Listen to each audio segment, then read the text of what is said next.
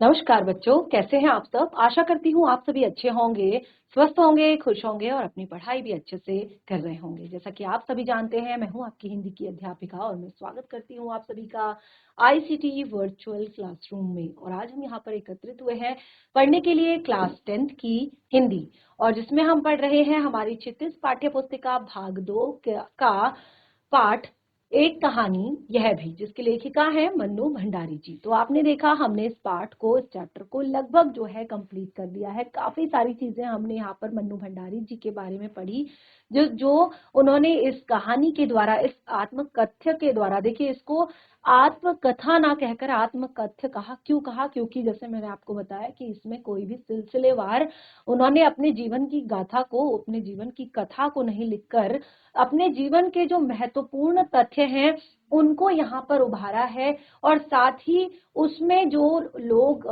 उनसे जुड़े हुए थे, उनके लेखन से जुड़े हुए थे और उनके परिवार में उनसे कनेक्टेड थे, उन लोगों के बारे में उन्होंने यहाँ पर डिस्कस किया है। तो आपने देखा, काफी सारी चीजें हमने इसमें पढ़ी। जैसे हमने सबसे पहले लेखिका का परिचय पढ़ा और उसके बाद हमने पाठ का सार यहाँ पर पढ़ा। तो पाठ के सार में ही लगभग हमने सारी चीजें क्लियर कर ली थी, लेकिन सार जो होता है उसमें पाठ में दी गई केवल महत्वपूर्ण बातों को दर्शाया जाता है। आपने जैसे देखा कि हम यहाँ पर सार को पढ़ने के बाद अपने चैप्टर को अपनी पाठ्य पुस्तिका से पढ़ रहे हैं, ताकि हमारा कोई भी चीज जो है, कोई भी बात जो इस पाठ में लिखी गई है वो हमसे छूटे ना या हम उसको छोड़े ना। तो देखिए, इस तरह से हमने यहाँ पर पाठ के बारे में पढ़ा था और लेखिका का परिचय आप लोगों से बहुत अच्छे से हो चुका है। किस तरह से कि वो अपने 5 भाई बहनों में सबसे छोटी थी और दिखने में थोड़ा सा सांवली थी, थोड़ा सा काली थी, तो जिस कारण उनके पिताजी उन्हें हमेशा उनकी बड़ी बहनों के साथ कंपेयर करते थे, तुलना करते थे, जिससे उनके अंदर हीन भावना आ गई। और वो कहती हैं कि उनके परिवार में, मतलब छोटेपन में उन पर किसी ने ज्यादा ध्यान नहीं दिया, लेकिन जब वो बड़ी हुई, जब उनके क्योंकि उस टाइम पे विवाह की आयु के बारे में उन्होंने बताया था 16 वर्ष मात्र थी और मैट्रिक तक की पढ़ाई उस टाइम पे की जाती थी। तो वो कहती हैं कि उस टाइम पे उनके जो पिताजी थे, तब जाकर उनके पिताजी ने उन्हें नोटिस किया, जब उनकी बहन की शादी हो गई और दोनों जो भाई थे वो बाहर चले गए पढ़ने के लिए या नौकरी के लिए। तो उसके बाद वो कहती हैं कि लेखिका के मेरे पिताजी ने मुझे उसके बाद नोटिस किया और उसके बाद उन्होंने अपनी बेटी को, यानी कि लेखिका को कहा कि तुम इस तरह से रसोई में मत रहा करो। रसोई को उन्होंने भटियार खाना कहा। और ये देखिए, इसमें इस तरह से जो चैप्टर होते हैं ना, इनमें आपके बीच बीच से प्रश्न बनते हैं कि रसोई, उनके पिताजी ने रसोई को भटियार खाना क्यों कहा। ठीक है, तो उन्होंने कहा अपने जीवन को इस भट्टी में झोंकना क्यों कहा। तो इस तरह से बहुत सारे, एक तरह से यहाँ पर आप देखेंगे मुहावरों का भी प्रयोग हुआ है। आगे हम इस यहाँ पर क्लियर करेंगे इनको। तो इस तरह से हमने यहाँ पर फिर बताया कि उनके पिताजी उनसे कहते थे कि केवल आपको यही चीज नहीं करनी है, आपको देश और दुनिया का हाल भी जानना है।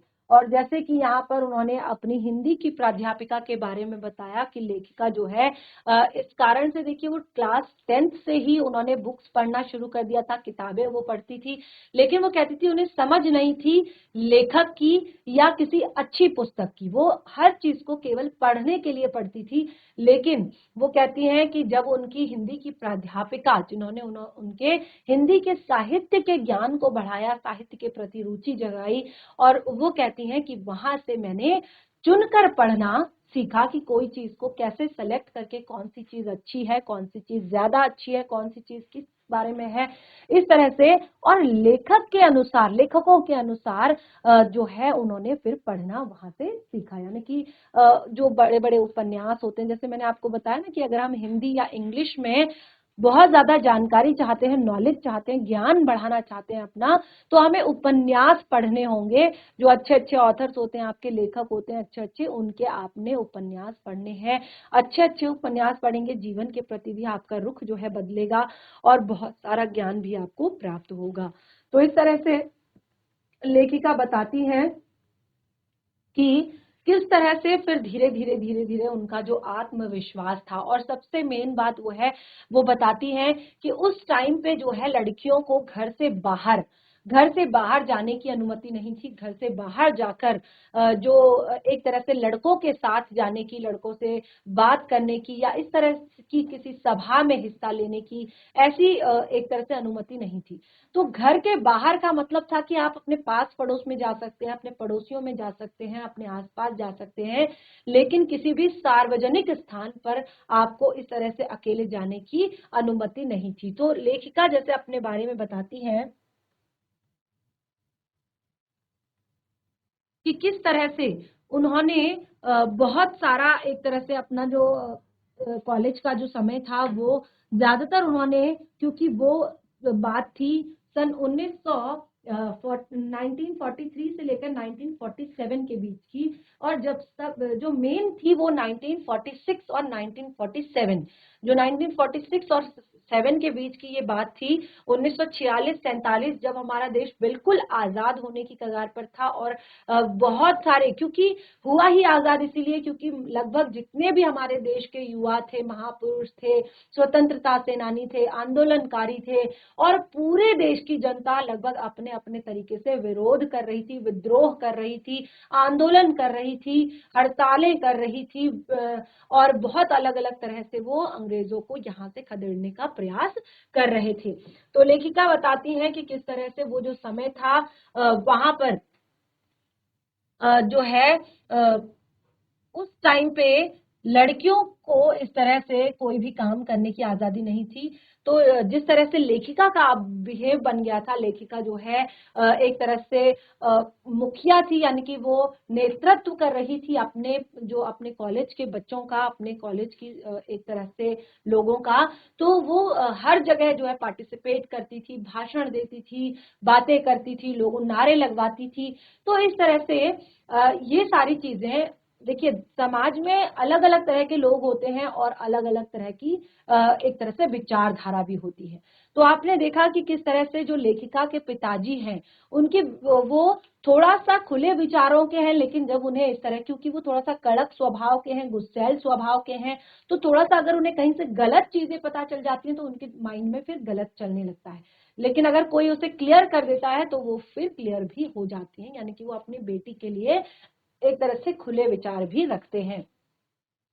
तो आपने देखा कि किस तरह से लेखिका के बारे में कई बार उनके परिवार के जो उनके पिताजी के जो मित्र थे, उनके बाकी के जो लोग थे, वो कई बार जो है गलत एक तरह से विचार लेखिका के पिताजी के मन में डाल देते थे कि आपको बेटी को इतनी आजादी नहीं देनी चाहिए, आपकी बेटी को इस तरह से लड़कों के साथ चौराहे पर जाकर नारेबाजी, भाषणबाजी, हड़ताल, विद्रोह और इस तरह से क्रांतियां नहीं करनी चाहिए।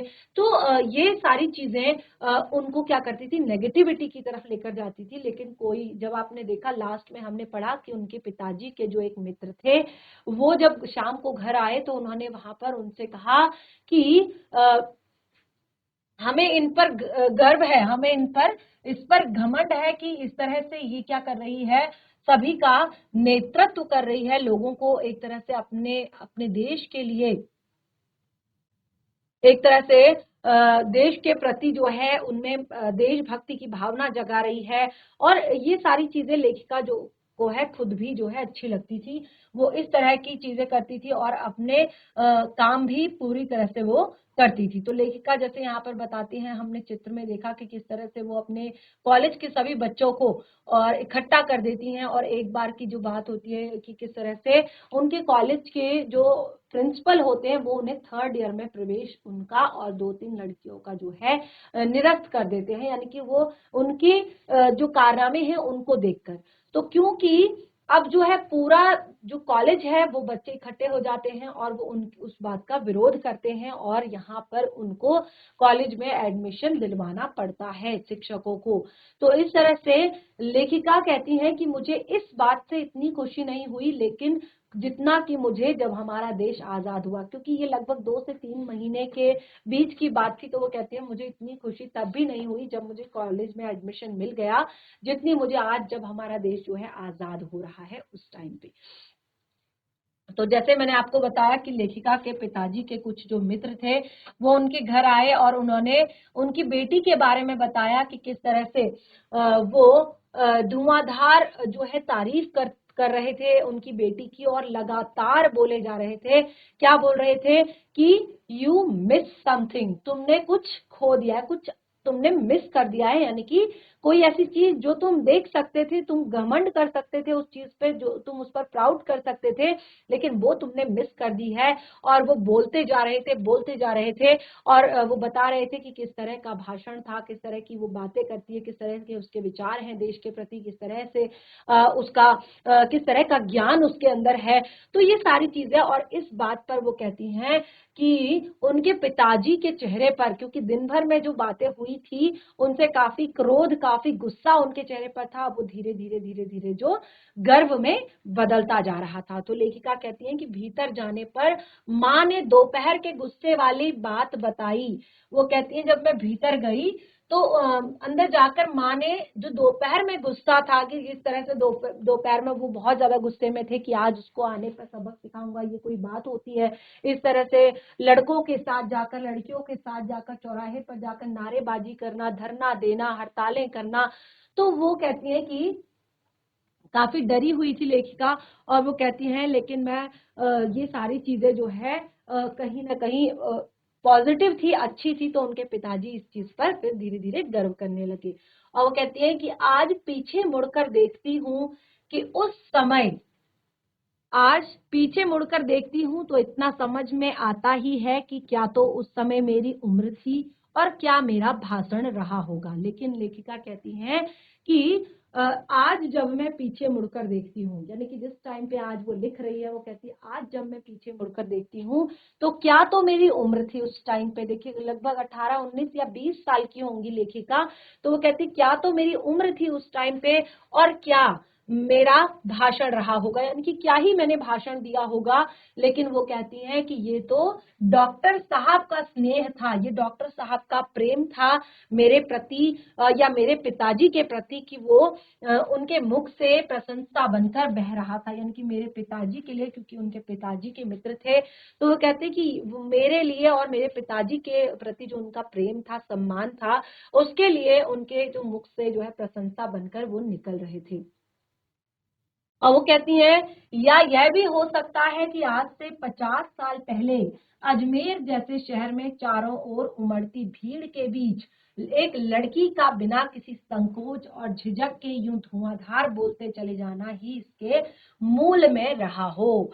वो कहती हैं कि शायद आज से 50 साल पहले, देखिए लेखिका ने ये जो लिखा हुआ है लेख, ये लगभग जो है 69-70 की एज में उन्होंने ये लिखा हुआ है। वो कहती हैं कि शायद ये इसीलिए भी हो सकता है कि आज से 50 साल पहले जो शहर है, शहर के चारों ओर उमड़ती भीड़ के बीच, कि शहर में चारों ओर भीड़ उमड़ रही है, और उस बीच एक लड़की जो है वो बिना किसी संकोच के, बिना डरे, बिना सहमे, एक तरह से बिना किसी झिझक के धुआंधार लगातार बोलती जा रही है। और यही शायद इसका मूल रीजन रहा होगा कि उस टाइम पे उन्हें ये सारी चीजें इस तरह की लगी। पर पिताजी कितनी तरह के अंतर विरोधों के बीच जीते थे वो अपने पिताजी के बारे में कह रही हैं कि कितने सारे अंतर विरोधों के बीच वो जीते थे। अब देखिए उनके पिताजी का स्वभाव ऐसा नहीं था, उनके पिताजी का स्वभाव क्यों ऐसा हुआ ये हमने बहुत अच्छे से क्लियर कर दिया है कि किस तरह से जब वो वहां पर रहते थे पहले, तो वहां उनके साथ किस तरह की धोखाधड़ी हुई और कैसे उनके व्यवहार में परिवर्तन आया। और लेखिका कहती है कि एक और विशिष्ट बनने और बनाने की प्रबल लालसा, तो दूसरी ओर अपनी सामाजिक छवि के प्रति भी उतनी ही असहजता। अब देखिए यहाँ पर क्यों उनके पिताजी का ये जो मूड है, ये मैंने आपको बताया ना कि उनके पिताजी का जो मूड है वो कैसे चेंज हो जाता है। यानी कि कोई अगर उन्हें पॉजिटिव बातें करता है तो वो बिल्कुल सकारात्मक रुख अपनाते हैं, अगर उन्हें कोई नेगेटिव बातें करता है या बताता है या वो देखते हैं तो वो बिल्कुल नकारात्मक हो जाते हैं। तो ये क्यों हुआ? तो लेखिका कहती है कि इसके पीछे एक रीजन है। रीजन जैसे हमने शुरू में बताया था कि उनको विशिष्ट बनने की चाह थी। वो कहते थे कि हमें हमेशा दूसरों से बिल्कुल अलग होना चाहिए, दूसरों से बिल्कुल डिफरेंट होना चाहिए, कुछ तो हमारे अंदर खास होना चाहिए।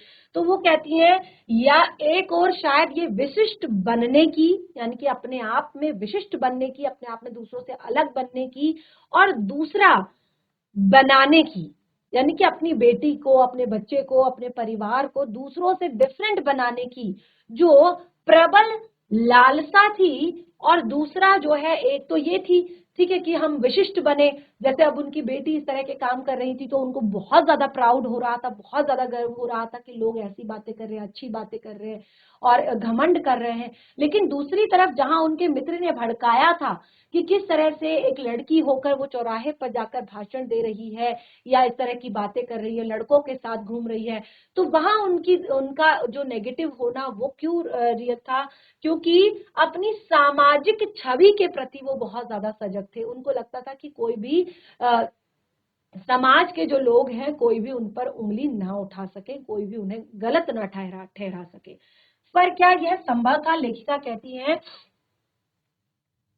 पर क्या ये संभव था है कि पिताजी को इस बात का बिल्कुल भी एहसास न था कि इन दोनों का रास्ता ही टकराहट का है। वो कहती हैं कि दोनों ही चीजें, अब देखिए, अगर आपको यश और कीर्ति प्राप्त करनी है तो भी आपको कुछ करके दिखाना पड़ेगा, और अगर आप कुछ करके दिखाते हैं तो फिर आपको कुछ करके, अगर आपको आप नहीं दिखाते हैं तो आपको यश कीर्ति प्राप्त नहीं होगी। तो दोनों चीजों के लिए आपको कुछ ना कुछ तो करना ही पड़ेगा। तो वो कहती हैं, पर क्या यह संभव है, यानी कि क्या ये पॉसिबल है? क्या पिताजी को इस बात का बिल्कुल भी एहसास नहीं कि इन दोनों का रास्ता ही टकराहट है, यानी कि इन दोनों का रास्ता ही टकराव है? तो लेखिका कहती हैं कि सन 1947 मई में शीला अग्रवाल को कॉलेज वालों ने नोटिस थमा दिया था। लेखिका कहती हैं कि जिस टाइम पे लेखिका को कॉलेज में एडमिशन नहीं दिया जा रहा था, फिर बाहरी विद्रोह जो बाकी बच्चे थे उनके विरोध के कारण, उनकी हड़ताल के कारण जो है, लेखिका को कॉलेज में एडमिशन तो मिल गया, लेकिन उनकी जो प्राध्यापिका थी शीला अग्रवाल जी, उनको कॉलेज वालों ने नोटिस थमा दिया। वो नोटिस क्यों थमाया था? क्योंकि वो नोटिस इस कारण थमाया था कि लड़कियों को भड़काया जा रहा है इन टीचर के माध्यम से, यानी कि उनको इस तरह से कॉलेज छोड़ने के लिए, यानी कि विद्रोह करने के लिए और हड़तालें करने के लिए, धरने देने के लिए, रैलियां निकालने के लिए, और इस तरह से उन्हें भड़काया जा रहा है। और साथ ही कॉलेज का अनुशासन बिगाड़ने के आरोप में, कि इन टीचर ने जो है पूरे कॉलेज का अनुशासन जो है बिगाड़ दिया है। बच्चे अब कॉलेज वालों की नहीं सुन रहे हैं, अपनी मर्जी की कर रहे हैं। तो इस कारण उन्हें कॉलेज वालों ने, वो जो शीला अग्रवाल उनकी मैम थी, टीचर थी, उनका जो है उनको नोटिस पकड़ा दिया। इस बात को लेकर ना तो हुड़दंग मचे, इसीलिए जुलाई में थर्ड ईयर की क्लासेस बंद करके हम 2-3 छात्राओं का प्रवेश निषिद्ध कर दिया। तो वो कहती है कि जो इस बात को लेकर जो है हुड़दंग ना मचे, कि इस बात को लेकर, देखिए, अगर टीचर को निकाला गया है तो फिर जो बच्चे हैं उनके सपोर्ट में, उनके एक तरह से उनके साथ में, तो फिर वो बच्चे हुड़दंग कर सकते थे, वो बच्चे फिर और नारेबाजियां कर सकते थे और तरह तरह की यहाँ पर कलेश कर सकते थे। तो इस कारण जो है वो जो 3 हेड जो लड़कियां थी, जिसमें नेतृत्व कर रही लेखिका थी, तो उनको भी कॉलेज के थर्ड ईयर का जो प्रवेश है वो निषिद्ध कर दिया गया। और देखिए, ये सब सोचकर, ये मैंने आपको लास्ट सेशन में बताया था कि इस सब के लिए कॉलेज के बाहर रहकर भी बच्चों ने इतना हुड़दंग मचाया कि कॉलेज वालों को अगस्त के आखिर थर्ड ईयर खोलना पड़ा। जीत की खुशी पर सामने खड़ी बहुत बड़ी चीर प्रतीक्षित खुशी के सामने यह खुशी बिला गई। लेखिका कहती है कि हमारी जीत हुई, यानी कि हमको कॉलेज में एडमिशन मिल गया, हमें कॉलेज में वापस ले लिया गया, थर्ड ईयर के एडमिशन खोल दिए गए। इस खुशी से जो बड़ी खुशी 15 अगस्त सन 1947 को जो मिली थी, उसके आगे ये छोटी सी खुशी जो है बिला गई थी, यानी कि मेल्ट हो गई थी, बिल्कुल पिघल गई थी। पता नहीं चल रहा था, क्योंकि सामने जो है इतनी बड़ी खुशी हमारे सामने थी कि हमारा देश आज 200 वर्षों बाद लगभग जो है ब्रिटिश शासन के एक चंगुल से आजाद हुआ है, ब्रिटिशर्स के चंगुल से आजाद हुआ है। तो लेखिका कहती हैं, शताब्दी की सबसे बड़ी उपलब्धि 15 अगस्त सन 1947, ये इस शताब्दी की सबसे बड़ी उपलब्धि थी 15 अगस्त सन 1947, जिसे आज भी हमारे देश के प्रत्येक कोने में स्वतंत्रता दिवस के रूप में बड़े हर्ष और उल्लास के साथ मनाया जाता है। तो इस तरह से हमारा ये जो चैप्टर है ये कंप्लीट हो चुका है। हमने पाठ को बहुत अच्छे से यहाँ पर पढ़ लिया, समझ लिया, और देखिए, और आपने देखा कि किस तरह से जो है लेखिका ने अपनी कहानी को यहाँ पर बताया है और अपने तरीके से उसको यहाँ पर एक्सप्लेन किया है। तो देखिए, जैसे मैंने आपको बताया था, हमने सार के माध्यम से भी काफी सारी चीजें पढ़ ली थी, और अब देखिए यहाँ पर मैंने आपको बताया कि आपकी इस पाठ में बहुत सारे मुहावरों का प्रयोग किया गया है। तो देखिए, मुहावरे तो छोटी क्लासेस में आप पढ़ लेते हैं, लेकिन यहाँ पर अगर दिए गए हैं तो जरा हम उन पर एक नजर डाल लेते हैं। तो जैसे यहाँ पर था थू थू करना, जैसे उनके पिताजी कह रहे थे कि सारा मोहल्ला जो है थू थू करेगा, या सारा मोहल्ला थू थू कर रहा है, तो उसका अर्थ है शर्मसार होना, यानी कि किसी को किसी चीज के लिए शर्मसार कर देना। मत मारी जाना, मत मारी जाना यानी कि कहते हैं ना, कई कई बार क्या होता है, जहां पर हमें बहुत सारा दिमाग लगाने की जरूरत होती है, जहां पर हम बहुत ज्यादा हमें सोचने विचारने की जरूरत होती है, वहां पर हम तुरंत निर्णय ले लेते हैं, और कई बार वो डिसीजन हमारा गलत हो जाता है। तो हम कहते हैं कि अरे क्या मत मारी गई थी, यानी कि अक्ल काम ना करना, उस टाइम पे दिमाग से काम नहीं लिया, उस टाइम पे अक्ल ने काम नहीं किया, तो उसको हम कहते हैं मत मारी जाना। अगला है गुबार निकालना, गुबार निकालना यानी कि मन की भड़ास निकालना। जैसे लेखिका के पिताजी या फिर लेखिका जो है किया करती थी, तो लेखिका के पिताजी जो है बहुत सारा गुबार उनके मन में था, दुख भी था और एक तरह से चिंता भी थी, तो उसका गुबार वो कई बार अपने परिवार, अपनी फैमिली पर निकालते थे, यानी कि मन में जो भड़ास थी, जो मन में बहुत सारी बातें थी। कई बार होता है ना कि कई बार हम कहते हैं गुस्से में ये सारी चीजें हो जाती हैं कि मन की सारी भड़ास निकाल दी, आज तो उसने अपने मन में रहा सारा गुबार निकाल दिया। तो मन की भड़ास निकालना। चपेट में आना यानी कि चंगुल में आना, किसी की चपेट में आना यानी कि किसी के चंगुल में फंस जाना। आंखें मूंदना, आंखें मूंद दी यानी कि एक तरह से बिल्कुल छोड़ देना उस तरफ की मोह माया, सब कहते हैं ना कि बस हो गया, जो होता है होने दो, हमने तो आंखें मूंद ली हैं, मतलब हमने अपना एक तरह से वहां से सब कुछ अपना हटा लिया है। एक तरह से ऐसा लगता है कि मृत्यु को प्राप्त हो चुके हैं, यानी कि हम मर चुके हैं, उसके लिए खत्म हो चुके हैं, हमने आंखें बंद कर ली, हमें कुछ दिखाई नहीं दे रहा है। जड़ें जमाना यानी कि अपना प्रभाव जमाना, जड़ें जमाना यानी कि अपना प्रभाव जो है जमाना। भट्टी में झोंकना यानी कि अस्तित्व मिटा देना, जैसे उनके पिताजी ने कहा था ना कि ये तो एक भटियार खाना है, रसोई को उन्होंने भटियार खाना कहा है, और यहाँ पर सुबह से शाम तक रहना, इसका अर्थ है कि अपने भविष्य को भट्टी में झोंकना। तो यहाँ पर अपने अस्तित्व को मिटा देना, क्योंकि ये चूल्हा चौका, रोटी बनाना, दाल बनाना, चावल बनाना, ये तो हर कोई कर सकता है। जिसको अपने पेट में भूख जिसको लगेगी, वो किसी ना किसी तरह से कैसे न कैसे अपने लिए भोजन का इंतजाम कर लेगा। लेकिन जिससे नाम हो, जिससे आपको एक तरह से फेम मिले, जिससे आप अच्छा कर सको, कुछ देश के लिए कुछ अच्छा कर सको, समाज के लिए कुछ अच्छा कर सको, अपने परिवार के लिए कुछ अच्छा कर सको, वही जो है मेन चीज है। तो इसलिए उनके पिताजी जो है कहते थे कि यहाँ पर खड़े रहना, अपने भविष्य को भट्टी में झोंकना है, यानी कि अपना आने वाला जो अस्तित्व है उसको मिटा देना है। तो इस तरह से कुछ मुहावरे थे, उनके भी अर्थ हमने यहाँ पर पढ़े। उसके बाद देखिए कठिन शब्द भी यहाँ पर दिए गए हैं, कठिन शब्दों के अर्थ भी आपने यहाँ पर करने हैं।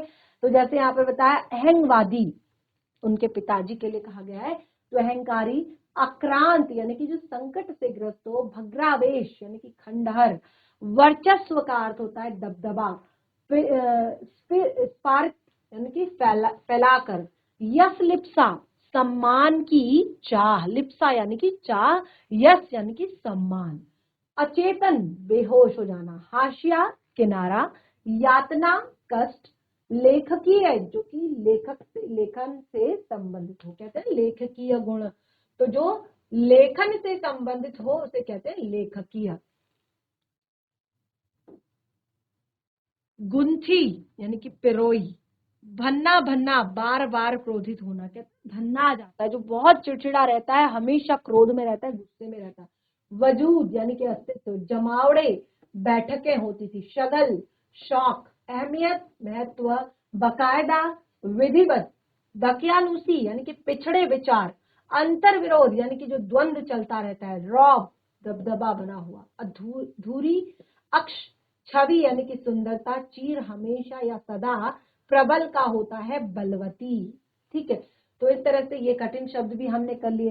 अब हमारा अगला आता है यहाँ पर प्रश्नोत्तर, पाठ से जुड़े हुए प्रश्नोत्तर अब हमने यहाँ पर डिस्कस करने हैं।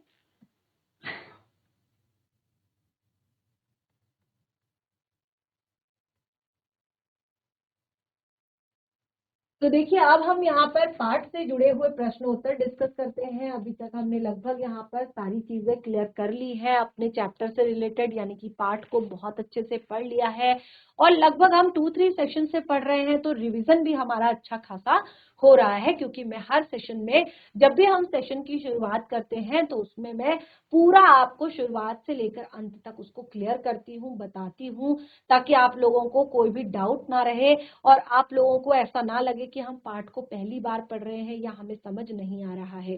ठीक है, तो चलिए पाठ से जुड़े हुए प्रश्न उत्तर यहाँ पर डिस्कस करते हैं। तो जैसे कि मैंने आपको बताया कि इसमें जो चैप्टर है ये क्या है, लेखिका से जुड़ा हुआ है, लेखिका के व्यक्तित्व से जुड़ा हुआ है, लेखिका के उन लोगों से जुड़ा हुआ है जिसमें यानी कि लेखिका के जीवन के महत्वपूर्ण जो पाठ थे, भाग थे, महत्वपूर्ण जो एक तरह से विषय रहे, उन पर ये पाठ है। तो यहाँ पर सबसे पहला प्रश्न भी बिल्कुल इसी आधार पर बनाया गया है। आप देख सकते हैं कि लेखिका के व्यक्तित्व पर किन किन व्यक्तियों का किस रूप में प्रभाव पड़ा, लेखिका के व्यक्तित्व पर किन किन व्यक्तियों का किस रूप में प्रभाव पड़ा। तो देखिए सबसे पहले आप यहाँ पर देखेंगे कि लेखिका के जीवन में 2 लोगों का विशेष रूप से प्रभाव पड़ा। अब वो 2 लोग कौन हैं? जिन बच्चों ने पाठ को बहुत अच्छे से समझा होगा, बहुत अच्छे से पढ़ा होगा, वो आसानी से बता देगा कि वो 2 लोग कौन हैं। ठीक है, तो सबसे पहला प्रभाव जो पड़ा उनके जीवन में, उनकी लाइफ में, वो था उनके पिताजी का। ठीक है, उनके पिताजी का इफेक्ट उनके जीवन पर इसलिए ज्यादा पड़ा क्योंकि देखिए लेखिका जो थी वो 5 भाई बहनों में सबसे छोटी थी। ठीक है, तो उस टाइम पे उनके, और देखने में वो थोड़ा सा सांवली या काली भी थी, तो अक्सर उनके पिता जो है, बचपन की ये बात है, अक्सर उनके पिता जो है कंपेयर करते रहते थे, एक तरह से तुलना करते रहते थे उनकी बड़ी बहन के उनके साथ, और जिससे क्या हुआ कि उन पर ऐसा प्रभाव पड़ा कि वो हीन भावना से ग्रसित हो गई और इसी परिणाम स्वरूप उनमें आत्मविश्वास की कमी हो गई और पिताजी द्वारा ही, और देखिए एक तो ये सारी चीजें हुई और वो कहती हैं कि ये जो हीन भावना है, ये जो गिल्ट है, ये मेरे मन में आज भी, जब मैं इतनी बड़ी लेखिका बन गई हूँ, मेरे पास सब कुछ है, मेरी शादी हो चुकी है, मेरा परिवार है, मेरे पास सब कुछ है, तब भी मेरे अंदर से, और इतने सारे सम्मान मुझे मिल चुके हैं, उसके बावजूद भी वो गिल्ट मेरे मन से नहीं जा रहा है। और दूसरा देखिए पॉजिटिव एस्पेक्ट क्या था कि पॉजिटिव में उनके पिताजी के कारण ही, उनके पिताजी के द्वारा ही उनमें देश प्रेम की भावना का निर्माण हुआ था। उनके पिताजी ने ही उनको देश के प्रति एक तरह से जो है लगाव उनके अंदर जगाया। उनको कहा कि देश दुनिया में आखिर क्या हो रहा है, तुम्हें इस बात की खबर होनी चाहिए। तौर तरीके सिखाए कि किस तरह से वहां पर गोष्ठियों में, सभाओं में बैठा जाता है। तो ये सारी चीजें, तो दो जो महत्वपूर्ण बातें, पॉजिटिव और नेगेटिव, दोनों ही उनके पिताजी का उनके जीवन पर प्रभाव पड़ा। और उसके बाद देखिए उनकी शिक्षिका शीला अग्रवाल जी का प्रभाव किस प्रकार उन पर पड़ा। तो जैसे मैंने कहा, शीला अग्रवाल जी की जोशीली बातों ने एक और लेखिका को के खोए आत्मविश्वास को पुनः लौटाया, और दूसरी ओर देश प्रेम की अंकुरित भावना को उचित माहौल दिया। और देखिए, जो देश प्रेम की भावना अंकुरित हो रही थी उनके अंदर, उनके घर से ही, उसको एक उचित माहौल दिया। अब देखिए, कोई जो पौधा है, माहौल यानी कि इन्वायरमेंट का सबसे ज्यादा रोल होता है किसी भी बच्चे के विकास में। ठीक है, आपने देखा होगा, अगर आपने पढ़ा होगा कभी भी बाल विकास के महत्वपूर्ण तथ्य कि किसी भी बच्चे के विकास में कौन कौन सी चीजें एक तरह से योगदान देती है, तो सबसे पहला होता है परिवार। ठीक है, उसके बाद होता है उसमें उसका जो पोषण है, जो वो भोजन करता है, उसके बाद आस पड़ोस, उसके बाद विद्यालय, और उससे भी सबसे मेन चीज होती है इन्वायरमेंट। कैसे वातावरण में आप रह रहे हैं, आपका वातावरण कैसा है। और आपने देखा होगा, ज्यादातर चीजें बच्चे जो है अपने इन्वायरमेंट से, अपने आसपास से ही सीखते हैं। तो यहाँ पर देखिए, उन्होंने एक और जहां शीला अग्रवाल की जोशीली बातों ने खोए हुए आत्मविश्वास को पुनः लौटाया, तो दूसरी तरफ जो है देशभक्ति की अंकुरित भावना, अंकुरित यानी कि अगर देखिए कोई बीज जो है अंकुरित हो गया है तब तक ठीक है, लेकिन पौधा जो है परफेक्ट रूप से ग्रो करे, पौधा परफेक्ट रूप से आगे बढ़े, उसके लिए क्या चाहिए होंगी, उसके लिए फेवरेबल कंडीशंस चाहिए होंगी, एक माहौल चाहिए होगा जो कि उसको परफेक्टली बड़ा होने देगा। ठीक है, तो इस तरह से शीला अग्रवाल जी ने उनको एक परफेक्ट माहौल दिया उस चीज के लिए। और जो जिसके स्वरूप लेखिका ने खुलकर स्वतंत्रता आंदोलन में भाग लेने लगी, और काफी अच्छे से उन्हें साहित्य का ज्ञान हुआ, साहित्य पर काफी ज्यादा वो समझ पाई। इस तरह से पहला प्रश्न क्लियर होता है। मुझे लगता है कि ये तो बहुत ही ज्यादा इजी प्रश्न था, क्योंकि इन्हीं दोनों लोगों का उनके जीवन पर सबसे ज्यादा इफेक्ट था, पॉजिटिव हो चाहे नेगेटिव हो। और देखिए, अगला प्रश्न है, इस आत्म तथ्य में लेखिका के पिता ने रसोई को भटियार खाना। देखिए, ये मैंने आप लोगों से कहा था कि ये प्रश्न आपका जरूर बनेगा कि उनके पिताजी ने रसोई को भटियार खाना कहकर क्यों संबोधित किया। तो देखिए, ये जो है आपका प्रश्न हमेशा आता है। तो लेखिका के पिता का मानना है कि रसोई का काम में लग जाने के कारण लड़कियों की क्षमता और प्रतिभाएं नष्ट हो जाती हैं। यानी कि अगर आप रसोई के काम में ही बिजी हो जाती हैं, अगर आप सुबह से शाम तक रसोई के काम में बिजी हैं, तो आपके अंदर की जो प्रतिभा है, आपके अंदर के जो कौशल हैं, आपकी जो क्षमताएं हैं, वो धीरे धीरे नष्ट होने लगती हैं, खत्म होने लगती हैं। वे पकाने खाने तक ही सीमित रह जाती हैं और अपनी सही प्रतिभा का उपयोग नहीं कर पाती हैं, यानी कि जो रियल टैलेंट उनके अंदर है उसका वो प्रयोग नहीं कर पाती हैं। इस प्रकार प्रतिभा को भट्टी में झोंकने वाली जगह होने के कारण, जो इंसान की प्रतिभा को, इंसान के कौशल को, इंसान की क्षमताओं को भट्टी में झोंक दे, तो उसके कारण ही उन्होंने रसोई को भटियार खाना कहकर संबोधित किया है। ठीक है, तो दूसरा प्रश्न इस प्रकार था। तीसरा प्रश्न है, वह कौन सी घटना थी जिसके बारे में सुनने पर लेखिका को न अपनी आंखों पर विश्वास हो रहा था और ना ही अपने कानों पर। ठीक है, तो देखिए, जो लेखिका कई बार जो है क्या करती थी, आंदोलनों में हिस्सा लेती थी, हड़तालें करवाती थी, बहसें करवाती थी और क्रांति करती थी, मतलब एक तरह से आंदोलन करती थी। तो एक बार क्या हुआ कि कॉलेज के प्रिंसिपल का जो पत्र आया, वो भी लेखिका के पिताजी के नाम पे, कि आप आकर जो है हमारे विद्यालय में हमसे मिलें। तो इस तरह से जब लेखिका की गतिविधियों के खिलाफ न अनुशासनात्मक कार्रवाई की जाए, पत्र पढ़कर गुस्से से पिताजी कॉलेज गए, क्योंकि देखिए कि अगर आप यहाँ पर नहीं आए तो आपकी बेटी के खिलाफ अनुशासनात्मक कार्रवाई की जाएगी, उसको एक तरह से शायद कॉलेज से निष्कासित किया जा सकता है। लेकिन जब ये वहां पर उनके पिताजी जो है गुस्से से भन्ना गए थे, बहुत ज्यादा क्रोध में आ गए थे, क्योंकि देखिए हर पिता की एक्सपेक्टेशन होती है, हर माता पिता की एक्सपेक्टेशन होती है कि अगर वो अपने बच्चे पर इतना स्पेंड कर रहे हैं, खर्च कर रहे हैं, इतना लगा रहे हैं, वो चाहते हैं कि उनका बच्चा आगे बढ़े, अच्छा काम करे, लोगों में उसका नाम हो और बहुत अच्छे से पढ़ाई करे। तो अगर उसके बाद इस तरह का कोई लेटर, इस तरह का पत्र अगर आता है तो वो शर्म की भी बात है और ऊपर से पिताजी के सम्मान को भी ठेस है। लेकिन ये सारी चीजें देखकर लेखिका बहुत ज्यादा भयभीत हो गई थी।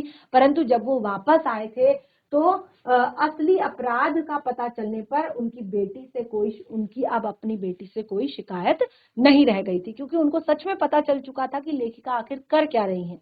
तो इससे उन्हें काफी प्राउड फील हुआ और उनके पिताजी के व्यवहार में जब परिवर्तन लेखिका ने देखा कि कैसे किस तरह से ये कॉलेज गए थे और किस तरह से ये वापस आए हैं, बिल्कुल चेंज हो चुका है सारा माहौल, तो उसके लिए उन्हें ना तो अपने आंखों पर ना ही अपने कानों पर विश्वास हो रहा था। ठीक है, तो इस तरह से देखिए यहाँ पर अब जो आगे के प्रश्न हैं वो सब आपके लिए हैं, क्योंकि पाठ को आपने अच्छे से पढ़ लिया है, समझ लिया है, प्रश्नोत्तर कर लिए हैं, पाठ का सार पढ़ लिया है, पाठ को रिवाइज कर लिया है। अब कोई भी डाउट नहीं रहना चाहिए। फिर भी डाउट होता है तो नेक्स्ट सेशन में क्लियर करें। बाकी के प्रश्न आप देख सकते हैं, जैसे कि लेखिका अपने पिता से वैचारिक टकराहट को अपने शब्दों में लिखी। ये आपने लिखना है, आपको जिस तरह से समझ आया है चैप्टर आप उसको उस तरह से लिखें। लेखिका के अपने पिता के साथ अक्सर वैचारिक टकराहट हुआ करती थी, तो इसके बारे में जैसे मैंने बताया आपको, आप पॉइंट वाइज भी लिख सकते हैं या उस तरह से। ठीक है, बाकी सारे प्रश्न जो हैं वो आपके लिए हैं, तो आप इनको एक बार अच्छे से घर पर चैप्टर पढ़ें और इनको सॉल्व करने का प्रयास करें। कोई भी डाउट होता है फिर से कह रही हूँ नेक्स्ट सेशन में जरूर क्लियर करें।